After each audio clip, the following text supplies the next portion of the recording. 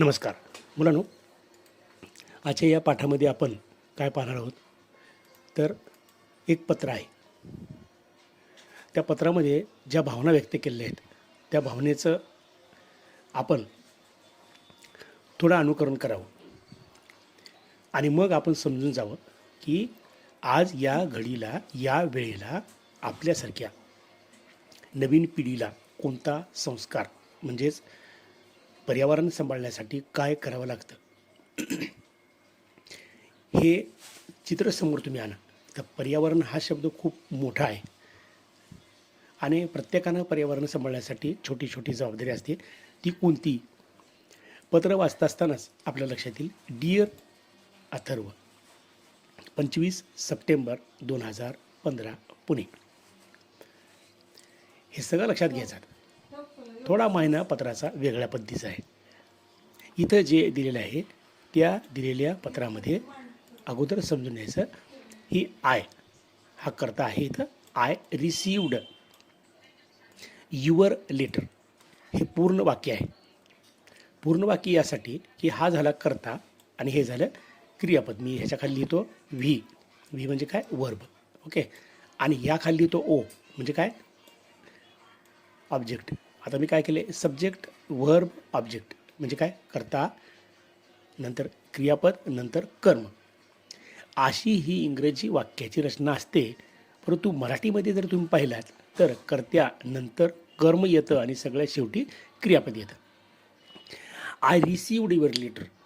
Dear अथर्वला तो बोलतोय की तुझं पत्र मला पोहोचलं, मिळालं.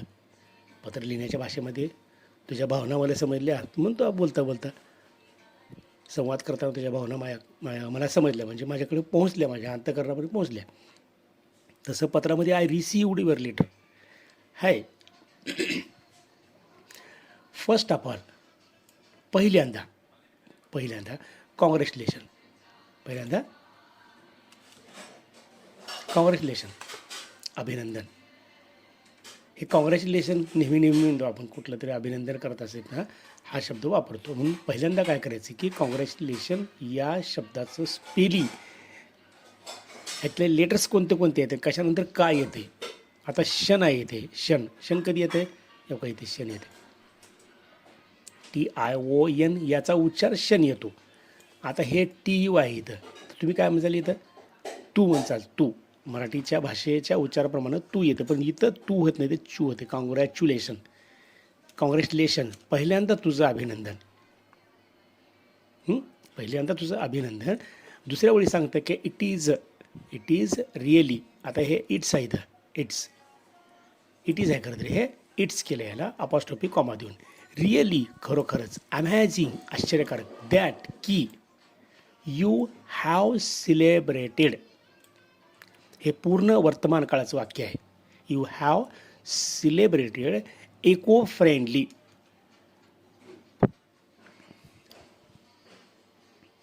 Ganesh Utsav in America. म्हणजे अथर्वनं अमेरिकेमध्ये इको फ्रेंडली म्हणजे पर्यावरण मित्र. आता या शब्दाचा अर्थ तुमच्या वर्गातल्या लेकरांना समजावून सांगण्यासाठी म्हणजे तुमच्यासमोर आता हे पर्यावरण शब्द आणा, मित्र आणा. पर्यावरण मित्र कसा असतो? आज लातूरमध्ये सडकेच्या मधल्या बाजूला, सडकेच्या कडेच्या बाजूला जी हिरवळ तयार झालेली आहे तर ती पर्यावरण मित्र आहेत. त्याच्यामध्ये सुपर्ण जगताप, डॉक्टर लड्डा सर अशी खूप चांगली टीम आहे. ती सकाळी सकाळी त्या सडकेतल्या कचरा काढतात, झाडाला पाणी देतात, झाडं लावतात. म्हणजे लातूरमधलं बरंचसं हिरवळ जी केली ती त्यांनी केलेली आहे. त्यामध्ये काय आलं मग? पर्यावरण मित्र. पहिल्यांदा आपण या प्रत्येक ओळीचा अर्थ, शब्दाचा अर्थ घेऊ आणि मग त्या पर्यावरण मित्राबद्दल विश्लेषण घेऊया. पर्यावरण मित्र म्हणून तुम्ही काय केलं? गणेश उत्सव हा अमेरिकेत साजरा केला. आता कसा केला त्याचं विश्लेषण म्हणजे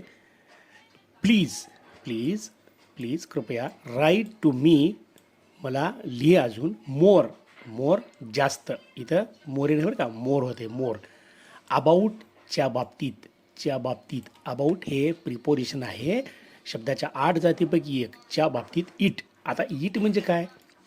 इट हे सर्वनाम आहे आणि कशाबद्दल आले ते? कशाबद्दल आले इट? ते कशाबद्दल इट आलेलं आहे हे तुम्ही जरासा विचार करायचा. कुठल्या तरी नामाच्या ऐवजी तिथं सर्वनाम वापरलं आहे. हिअर येते we are also planning to celebrate an eco friendly. आता इथं इकोच्या अगोदर ॲन हे उपपद येते, हेही लक्षात ठेवायचं. वी आर ऑल्सो, आम्ही सुद्धा, ऑल्सो म्हणजे काय? सुद्धा. आम्ही सुद्धा नियोजन करत आहोत. हे आर प्लॅनिंग अपूर्ण वर्तमान काळ. कशाची प्लॅनिंग करत आहोत? कशाची प्लॅनिंग करत आहोत? तर टू सेलिब्रेट, साजरा करण्याची. काय साजरा करण्याची? इको फ्रेंडली म्हणजे सर्वांनी म्हणून काय करायचं? पर्यावरणाला काही इजा होणार नाही अशा प्रकारचा सण साजरा करताना वस्तू किंवा अजून काही गोष्टी त्यात वापरायच्या. दिवाळी. आता आम्हाला दिवाळी ही आमची कशी करणार आहोत? आम्ही इको फ्रेंडली करणार आहोत, पर्यावरण मित्र म्हणून करणार आहोत. पर्यावरण आमचा मित्र आहे म्हणून करणार आहोत. आता दिवाळीत काय? दिवाळी साजरा करण्यासाठी काय? दिवाळीत काय वापरायची वस्तू कुठल्या? तर हे सगळं कसं कळेल? तर ही ओळ पुढची वाचल्यास कळते. Are you surprised? प्रश्नचिन्ह बघा. आर वापरून इथे काय केले? हे हेल्पिंग वर्ब म्हणजेच ऑक्झिलरी वर्ब पहिल्यांदा घेऊन काय केले? प्रश्न तयार केला आहे. आता प्रश्न तयार करायचा कसा हेही इथून शिकायचं आपण. येस, खरंच तुला आश्चर्य झालं असेल, आश्चर्य धक्का बसला असेल किंवा आश्चर्य झालं असेल. Yes we are actually. Actually हा शब्द नेहमी वापरतो आपण. ॲक्च्युअली म्हणजे काय? प्रत्यक्षात आम्ही नियोजन करत आहोत दिवाळी. आता दिवाळी शब्द काय आपल्यासाठी नवा नाही. सगळ्यात मोठा सण आपला दिवाळीचा असतो. विदाऊट शिवाय. क्रॅकर्स.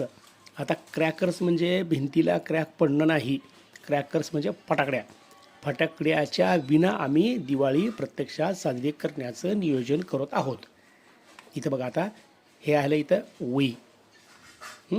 त्याच्यानंतर इथं आर करता, नंतर क्रियापद.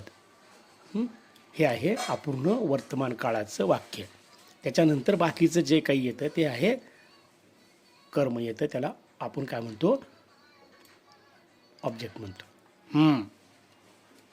हे कसं म्हणलं? हम असं नाही, हम असं नाही. But of course with delicious. Delicious चवदार, रुचकर. डेलिशियस म्हणजे काय? रुचकर, बरं का. चवीसाठी हा शब्द वापरला जातो. चवीसाठी ते विशेषण वापरलं जातं. परंतु अर्थात आता विदाऊट क्रॅकर फटाकड्याशिवाय, परंतु चवीला धरून, चवीसोबत काय काय? ट्रॅडिशनल, पारंपरिक. हा शब्द बघा, ट्रॅडिशनल. हा शब्द ट्रॅडिशनल. हे बघा, श्नल आलं का? श्नल. शन आलं का? नल. स्नॅक्स. स्नॅक्स सांगायची गरज नाही तुम्हाला. माउथ वॉटरिंग, तोंडाला पाणी सुटण्यासारख्या चकल्या. नावं सांगत नाही. करंजी, लाडू हे तुम्ही वाचायचे मुलांना. To make up for the crackers. आता वरच्या वाक्याला खालच्या वाक्याने कसं जोडलं सांगतो तुम्हाला. आपण फटाकड्या नसल्या की दिवाळी वाटत नाही, परंतु त्याच्याशिवाय आम्ही काय करणार?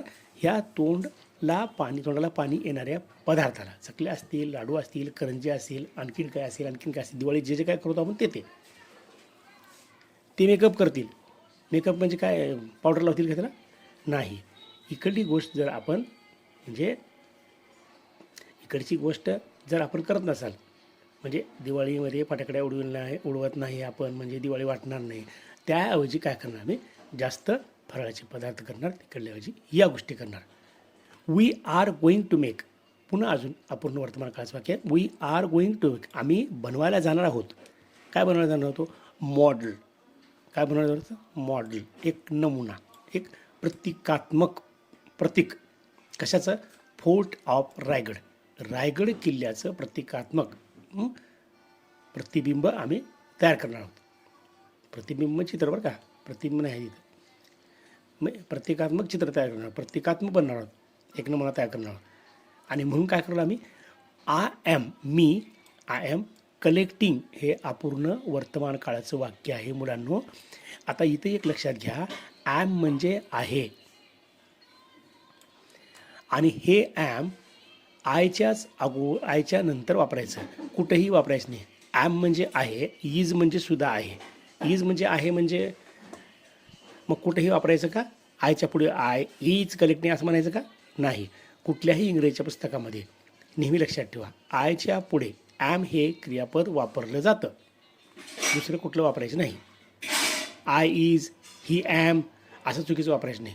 बऱ्याच ठिकाणी असा भ्रम लेकरांना वाटतो की मग ह्याचा अर्थ आहे, इजचा अर्थ आहे, मग वापरायला काय हरकत आहे, नाही. ज्याचं त्याला नेमून दिलेलं आहे. ठीक आहे. सम पिक्चर्स, आम्ही काही थोडे चित्र जमा करत आहोत. आणि हे आणीनं काय केलं आहे, हे बघा, आणीनं इथून एवढं आणि इकडून एवढं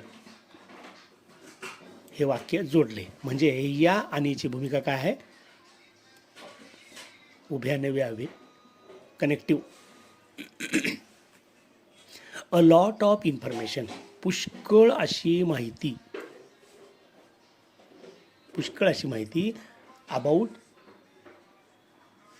अबाउटच्या बाबतीत, रायगडच्या बाबतीत आम्ही भरपूर माहिती जमा करतो आहोत. व्हेन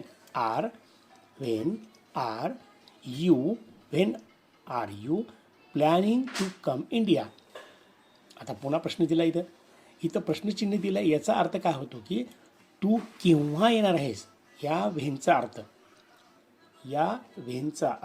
काय होतो, या व्हेनचा अर्थ केव्हा होतो. केव्हा तू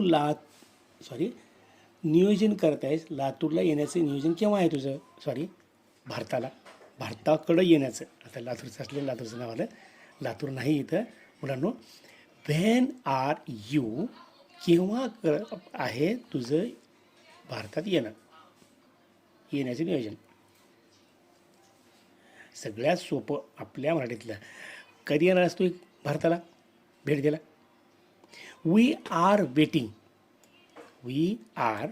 आम्ही आहोत, ऑल सगळेच, वेटिंग वाट पाहत आहोत, टू कशाची वाट पाहत आहोत, टू मीट यू, आम्ही तुला भेटण्याची वाट पाहत आहोत. रिमेंबर, लक्षात ठेव. ब्रो, आता हा एक ब्रदर आपण काय म्हणतो, भाऊ म्हणतो का नाही, भाऊ. इथं ब्रो म्हणजे भाऊ, लक्षात ठेव. रिमेंबर म्हणजे काय, लक्षात ठेवणे. असे काही शब्द आहेत. आता हा जर उतारा घेतला मी आणि उतार्याहून खाली प्रश्न दिला एक, की उतार्यामध्ये दिलेला एक शब्द आहे फॉरगेट हा शब्द उतार्यातल्या कोणत्या शब्दाच्या विरुद्ध आहे. रिमेंबर म्हणजे लक्षात ठेवणे आणि फॉरगेट म्हणजे विसरणे. मग आपल्याला तो रिमेंबरचा विरुद्धार्थी शब्दसुद्धा फॉरगेट आहे हे माहिती असावं लागतं, तर आपण त्या उतार्यातल्या खालच्या प्रश्नाचं उत्तर देऊ शकतो. म्हणजे प्रश्न कोणत्या रूपाचा आहे त्याच्यानुसार आपल्याकडे ज्ञान पाहिजे. वी आर नॉट कझिन्स, आपण नुसते भाऊच नाही, तर ह्या इथं काय होतं अर्थाचा, तर वी आर फ्रेंड्स टू. आता हे TOO आहे इथं बरं का, सुद्धा आपण मित्रसुद्धा आहोत, नुसते नातलगच नाही, तर आपण मित्रसुद्धा आहोत.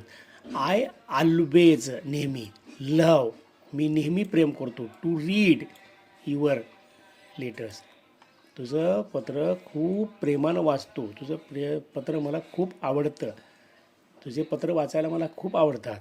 अथर्व. आणि heard a lot about thanksgiving and all been in the US, खूप ऐकलेलं आहे आणि थँक्यू गिविंग दिल्याबद्दल, and Halloween in the US, US बदल्या त्या हॉलविनबद्दल खूप ऐकलेलं आहे, माहिती सांगितल्याबद्दल धन्यवाद. I am really. आता हा शब्द बघा, प्रत्येक लेकराला येतो. क्युरियस उत्सुकता असते. मला उत्सुकता आहे, मी खरोखर उत्सुक आहे. कशासाठी? टू नो, माहिती करून घेण्यासाठी. मोर, जास्त. अबाउट देम, त्यांच्या बाबतीत जास्त माहिती करून घेण्याची मला खूप इच्छा आहे. तिथं काय आहे, काय नाही, कसं आहे. Please do write me, please कृपया मला लिहिण्याचं काम कर तू मला.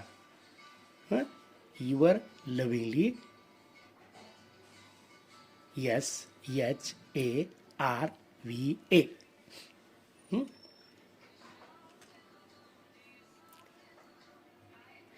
त्याचं नाव काय आहे ते तुम्ही वाचायचं. आणि अशा पद्धतीनं या पाठामध्ये असं सांगितलेलं आहे की अमेरिकेमध्ये होणारा सण हा कसा केला जातो त्या पद्धतीने सांगितलं आहे की इको फ्रेंडली.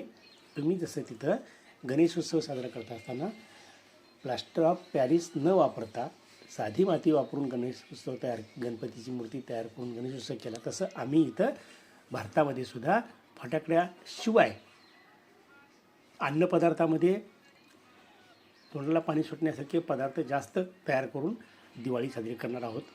असंच आपण सुद्धा पर्यावरण मित्र व्हावं. पर्यावरण मित्र म्हणजे काय? प्रत्येक वेळेला प्लास्टिक वापरणं, प्लास्टिक टाकून देणं. कारण हे प्लास्टिक जर जमिनीत घुसलं तर अन्न हे प्लास्टिकचंच येईल.